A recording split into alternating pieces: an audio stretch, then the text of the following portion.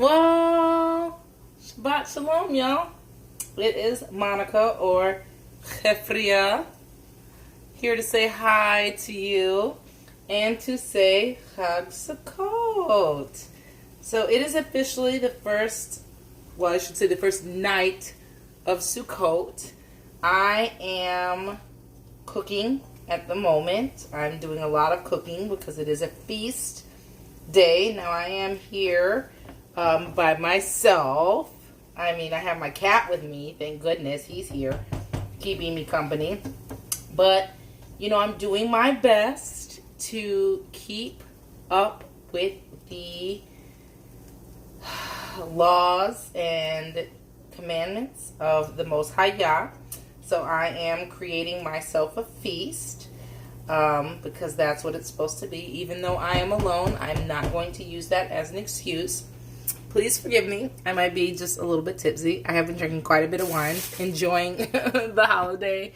Or I shouldn't say the holiday. I should say the set apart day, the feast day. My baby is here. He's taking a nap. I'll show you guys my baby because I love him so much. There he is. Say hi, Mr. Matty Fatty.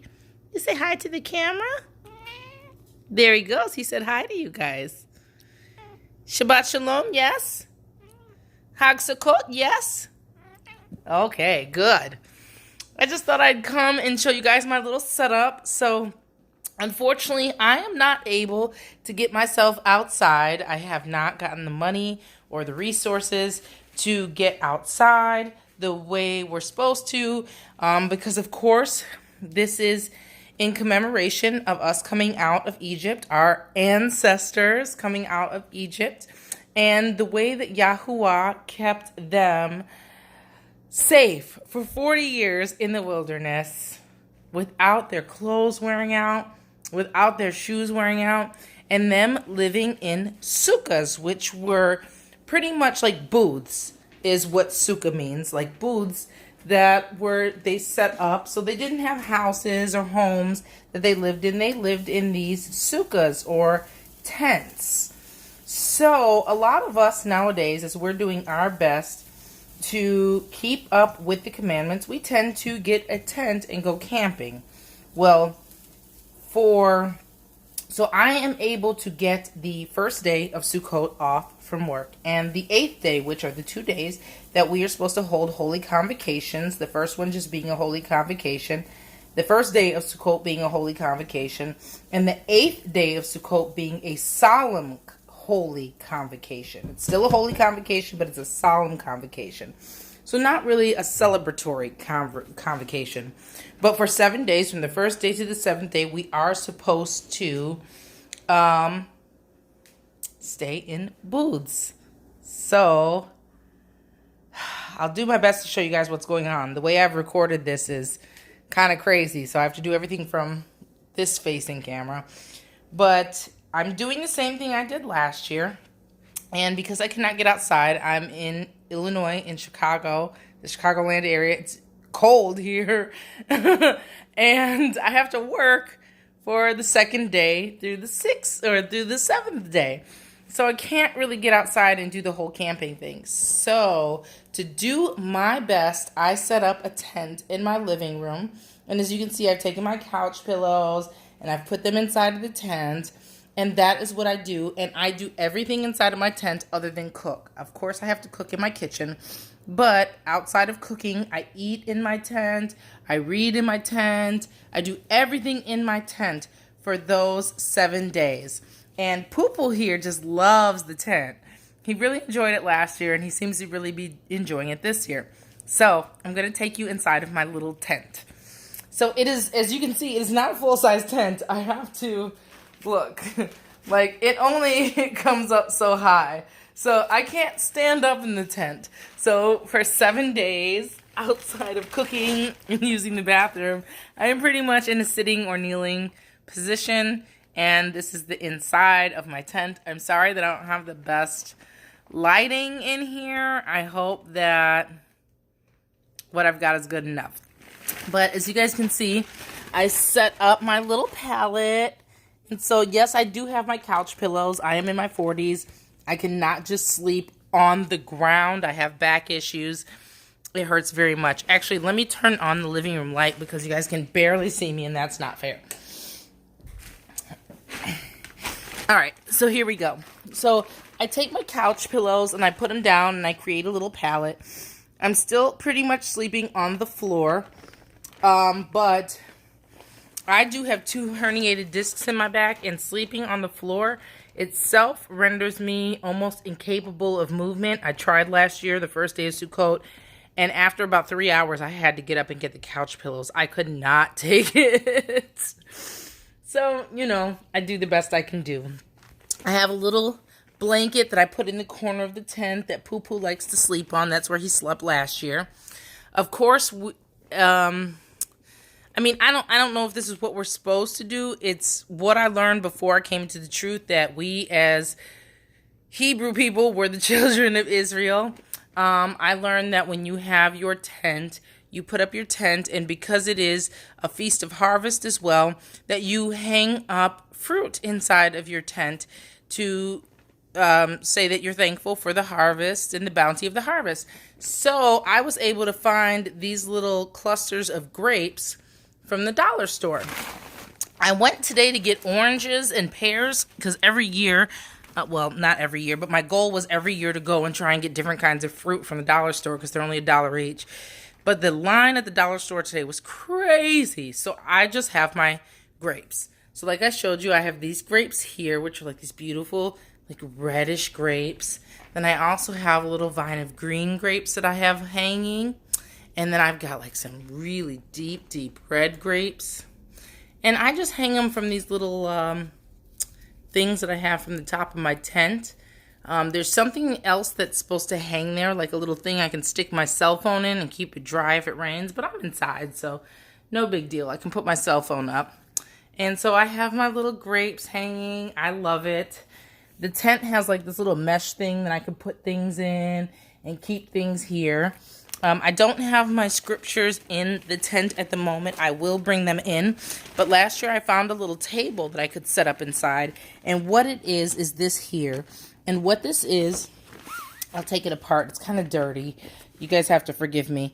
This is just a little wine rack that I had purchased from IKEA. And I just buy bottles of wine by the bottle. I'm not rich, so I don't have wine on deck. So this has been pretty much useless. I thought that I was gonna make enough money to keep wine in the house, and I like to drink wine, but that is not the way it works. I have to buy wine as needed because I live paycheck to paycheck. I ain't got no extra money to keep extra wine. But I'm very glad that I purchased this because it turns out to be a wonderful table. And I just have a little TV tray that I put on top of it. And that is my little table. My corn that I'm trying to roast. I forgot I was roasting corn and it sounded like it's popping. I hope I didn't burn it. Ooh, I didn't. It's starting to brown up nicely. Ooh, it's starting to look good and roasted. I'll show you guys what I'm doing here. Just took some nice corn out of the can and I rinsed it real good to rinse off all the stuff, and I am roasting it. Can you see that roasting starting to happen on it? So updates on what I'm doing in my life for those of y'all who at all care about what I'm doing in my life.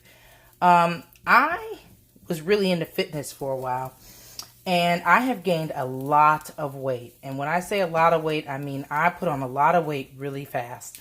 I am up to 200 pounds, and I'm going to admit it. And I was down at 145 at one point with a 4-pack.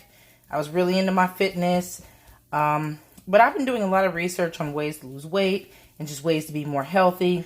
And there's a gentleman on YouTube who I came across named the Minister of Wellness who talks a lot about different types of eating. Well, not different types of eating, but how to eat. I should be in my tent.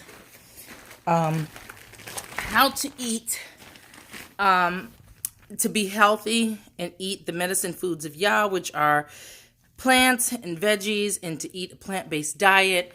Really, he doesn't talk about a plant-based diet as much as he talks about being a vegan and a very strict vegan, eating the G-bombs, greens, beans, mushrooms, onions, berries, and seeds. And I really enjoy the content that he puts out. I'm going to be honest, I am not at the point of just G-bombs yet. And I should be, because I myself am a cancer survivor. So I understand exactly where he's coming from, but I will admit that I'm a food zombie. And I am addicted to food. And when I tie food back to the scriptures, it makes it very hard for me to pull away from things like meat and salt and oil, because those were major things that we dealt with back in our land. You know, oil was a major thing. We were not supposed to, we sacrificed meat, right? And you were not supposed to sacrifice meat without salt. And oil and salt and oil and meat were very important things in carrying out our type of lifestyle, as well as wine. And these are all the things that he speaks of that we should not be consuming. But based on what he speaks about, I understand where he's coming from, because the way that these things are produced, the dairy and the meat and the oils, it's not the way we would have done it if we would have been raising our own food on our own land and living under the protection of Yah. We are in the land of our captivity, and everything that we eat is tainted, and we know that there is this, they don't just want to kill us. They want to kill everybody that's not rich, right? So we just have to be very careful about the things that we're doing. And since Hamashiach came, and did away with the sacrificial system because he was our sacrifice, I don't see that it's necessary for me to eat the meat anymore. Oil, salt, I have not separated myself from, but I am moving more towards a vegan diet where I have not been consuming butter, so I guess animal meat or byproduct. This has not been for a long time. I've always been kind of a vegetable and fruit person, but lately I've really been trying to stay away from the actual meat products. I'm not doing things the way that he says to do them. I'm not that good yet, but I am doing my best. So as you see, I'm roasting some corn. My veggies are almost ready to pull out of the oven. I'm roasting some veggies. I'll show you guys those really quickly, and then I'm going to get out of here and finish up my cooking because I am so hungry and I'm so ready to eat this meal, and I'm getting close to being done with my Sukkot meal. Yes! I'm so excited. Last Sukkot was a lot of meat that I ate. This Sukkot is going to be very different, but I'm very excited about it. I have to say that I've been feeling really good since I started what I'm doing.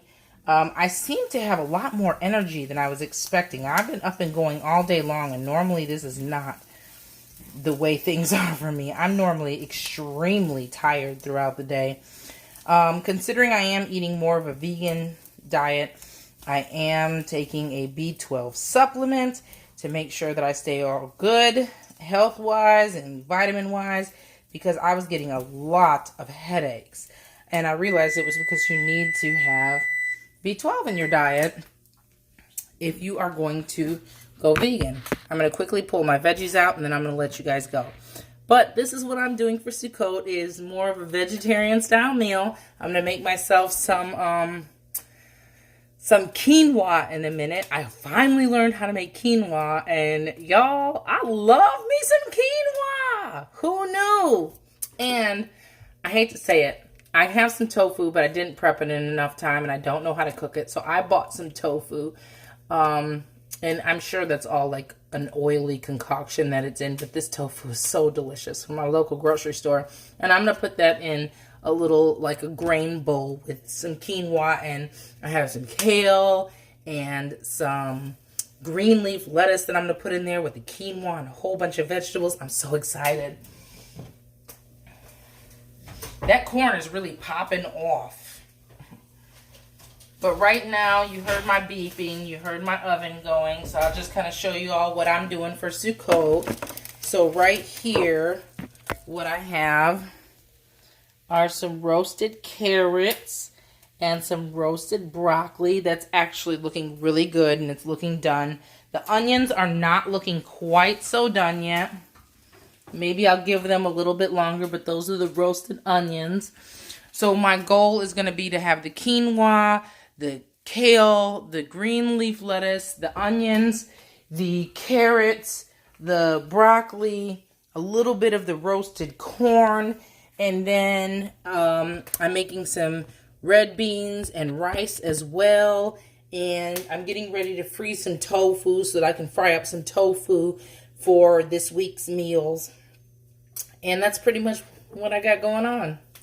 I'm going to finish drinking my wine. I'm going to enjoy this Sukkot. I'm going to get into my scriptures. I've already been into the scriptures today, reading the scriptures about Sukkot. I had another video about what Sukkot was about and the importance of Sukkot. So if you want to go back and look over that, you can. I'm not a teacher. I'm just talking about the things that I've read in the scriptures. But during this week, I pray that you all will have a peaceful, celebratory week, that you all will really dig into your scriptures, try and do some studies about what the meaning of Sukkot is, how important Sukkot is to us.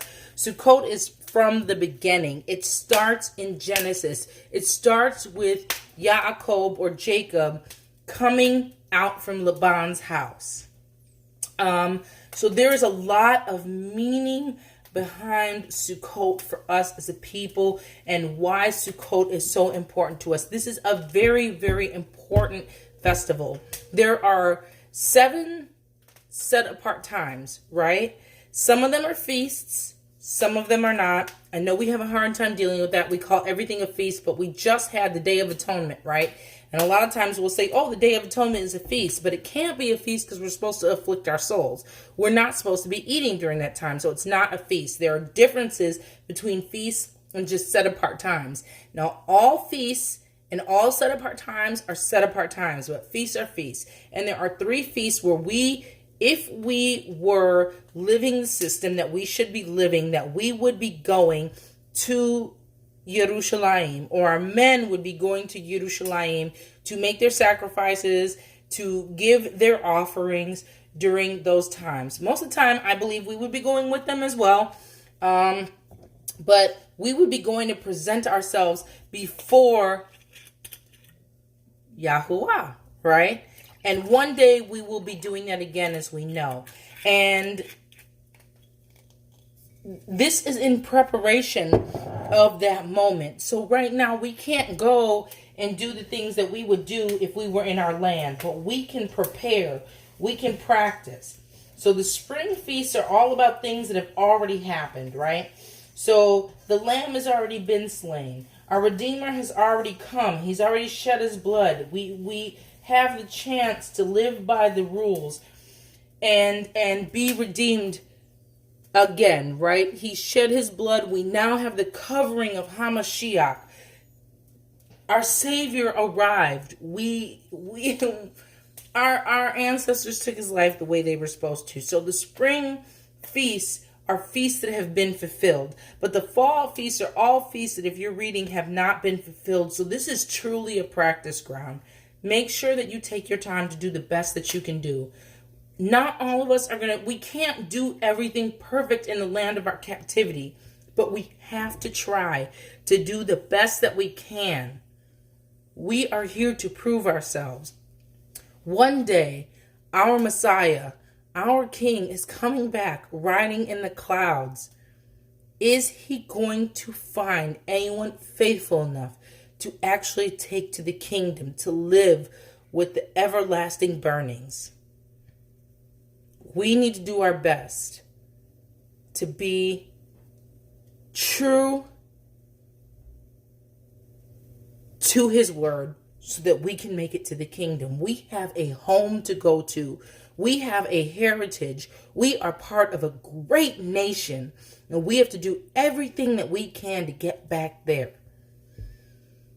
I'm going to leave it at this, but I am so freaking excited about this Sukkot. Is everything in my life going well and great and fantastic? No, but do I know that I have something greater ahead of me if I can just adhere to these laws, commandments, and statutes and love Yahuwah with all my heart and write his scriptures on my heart? Yes! And we all have that opportunity. Hag Sukkot to all of you all. I love all my brothers and sisters with all my heart. I wish I could explain how much love I have for you all. And I will be praying all week that you all hear the voice of the Most High, that he talks to you, that he calls you, that he continues to keep your eyes open, that he continues to keep your ears open, and he continues to reveal his revelations to you day by day, and that you continue to walk in his ways. And I ask that you pray the same for me. I also have a gentleman that I have become fast friends with. His name is Yimi Yahuwah Ben Yahuda, and he has a YouTube channel. That is spelled YAHUABENYAHYUDAH. So Yimi Yahuwah, so not Yirme, take the R out. Yimi Yahuda, take the H out. Ben Yahuda, spelled the normal way. He has teachings online, and he is part of the ARC DFW. So if you know anything about the ARC, the Awakening Remnant Coalition, with Yoshiyahu, then you know that he goes around the nation, the country, even the world. He's gone to other countries, and he spreads the good news, and he's teaching Hebrew, and he's trying to get all of us Hebrews to understand who we are, trying to wake us up and teach us our Hebrew roots, trying to teach us a little bit about the Hebrew language so we can start taking apart the scriptures. Well, when he goes to these places, he finds people to start their own fellowships in that area so that people can start coming together and have a home. Well, Yimi Yahuwah is one of these people who he found in Texas, and he has started his own fellowship, and I have built a fast friendship with him. And if you all are interested in getting teachings from someone other than just Yoshiyahu, I'm not telling you don't watch Yoshiyahu, continue to watch him. They actually come on Shabbat at two totally different times. Yimi Yahuwah comes on later in the Shabbat than Yoshiyahu does, so I generally watch both of them. But he is a great friend of mine, and he is going to be having a surgery soon. And so I just ask that you all will also lift him up in prayer for his surgery, because we need to lift up our brothers and sisters in prayer. And I just love him with all my heart, and I want to make sure that we are keeping him lifted up in prayer, and that's what we're supposed to do. And this is a great time to ask you all to do that during this wonderful feast. So please keep my brother lifted up in prayer. I'm sure he will appreciate it. He has no idea I'm doing this. I hope he doesn't get mad at me. But please lift Yimi Yahuwah Ben Yahuda up in prayer. Also, go see his channel. He's got his past teachings on there. He's really trying to build his channel and just reach out to people. You know, everybody's heart is touched by different personalities. And there was something about him when I first saw him that just touched my heart. And I'm just so thankful to have that brother in my life. And I hope to get to know more of you all on a personal level the way I've gotten to know him. And it's just been a blessing in my life. And so keep him lifted up. Enjoy your Sukkot. Hag Sukkot. Comment, like, subscribe, share. I don't know. People say that. I feel like I need to say it too. Really, I just want to say Hag Sukkot. Enjoy your Sukkot. Please, just remember what the day is about. Focus on Yah. Focus on our Savior. Focus on his return. We are a bride, and we are supposed to have our lamps filled with oil and be ready for his return. It's my true belief that Maybe this is the time where he'll be coming back. We'll be creating our feast and he'll come back for us. Yay! Also, don't forget to look at the beautiful moon. Remember, all the signs are going to be in the stars. We're going to have a hunter's moon. It's going to be a big, orange, bright moon. Remember, he gave us our signs in the sun, moon, and stars. We're having Sukkot, one of the most important feasts, one of the most important set-apart times of the year. Of course, the most important one is what? The feast, or the set-apart time, the Day of Atonement, which we just had. So we had the Feast of Trumpets. Now, we know that there's going to be a trumpet sound when he returns, right? The Day of Atonement is afflicting ourselves. And then now we're having an 8-day feast. What else happened in 8 days? Like, just get into your scriptures. This time of year is so important to us. I'm really excited. I hope to get some dialogue with some of you all about the Feast of Sukkot soon. All right. Love you all so much. Shabbat Shalom.